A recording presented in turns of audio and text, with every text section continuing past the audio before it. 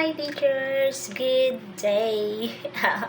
Good morning kay 3:45 AM na, diba? So, I'm done with my class kasi hanggang 2:30 lang naman yung class ko ngayon. Then, ayun na lang talaga pinakakaya-kaya ng aking katawan at ng aking beautiful eyes. Yes po, opo. Dati, kayang-kaya ko naman umabot ng 6 AM. Like 6 PM to 6 AM. Kasi yun po talaga yung nakasanayan ko nung bago pa lang ako sa 5-1 Talk na mga maybe a week pa lang ako. Kasi excited nga, diba? Na-share ko yun sa latest video ko. I-scroll nyo lang yung TikTok account ko. Na-share ko yun sa sobrang excited ko. Nag-open ako ng AOS. Agad-agad kahit bago pa lang ako. So yun, 6 PM to 6 AM, 3 months no social activities po naganap sa buhay ko noon, mga abang. So ngayon, nung nalaman ko na unhealthy po talaga siya, and then parang kahit complete po yung hours na tulog ko from tapos ng klase ko noon is 6 AM, so matutulog ako is 8 AM. So kahit kumpleto po 8, 9, 10, 11, 12, 1, 2, 3, 4, 5 kasi ako nagigising, 9 hours pa nga yung tulog ko nun. Talagang napakasama ng effect sa akin. Parang napaka-negative pa din ng pakiramdam ko na ang bigat-bigat. So, yun yung experience ko dati.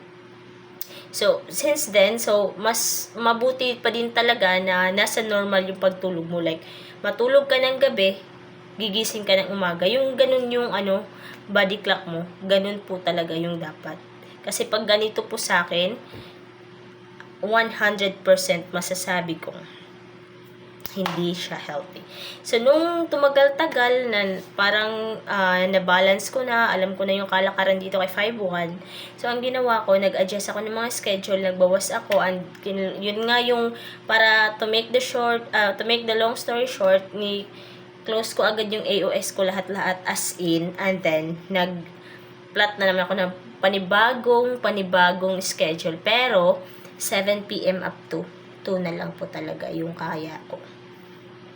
So, then, balik tayo. I'm not here to share any experience kasi alam kong narinig nyo na yan sa lahat ng mga teacher here sa 5-1 Talk. So, kung gusto nyo mag-try, ma-experience, i-message nyo ako or yung link po na nasa profile ko, i-click nyo na lang yun at i-fill out. Pero kung may account ka na kay 5-1 Talk sa dati, kung nakakakita ka ng mga live dito sa TikTok at nag-try mong mag-sign up nun, tas may nakagawa ka na, actually, hindi mo po yun na tas malalagay lang dun sa pagka-sign up mo, you have already account like that. Ganyan po yung maglalabas. So, kung ako sa inyo, before you click the link sa mga nakikita nyong live na dito sa 5-1 Talk na ESL, something that like, always 5-1 kasi yung nakikita kong nagla-live dito sa TikTok.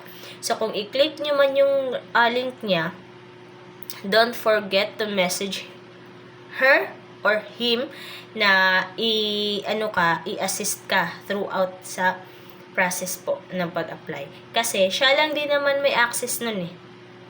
Makikita ka niya sa referral list niya at kung saang phase ka na sa process sa pag-a-apply mo.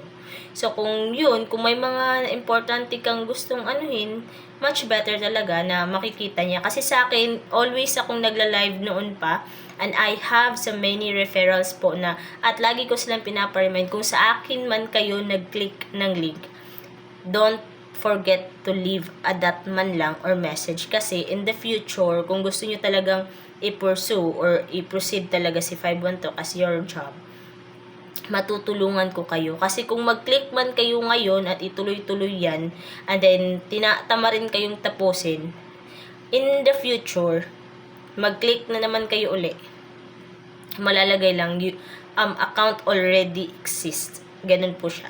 So, yun, sa lahat ng mga na-refer ko dyan, and nasa, newly hired teacher na, I'm very, very happy sa inyo po talaga. So, once again, kung mag-click kayo ng mga link, huwag kalimutang i-message nyo yung may-ari ng link.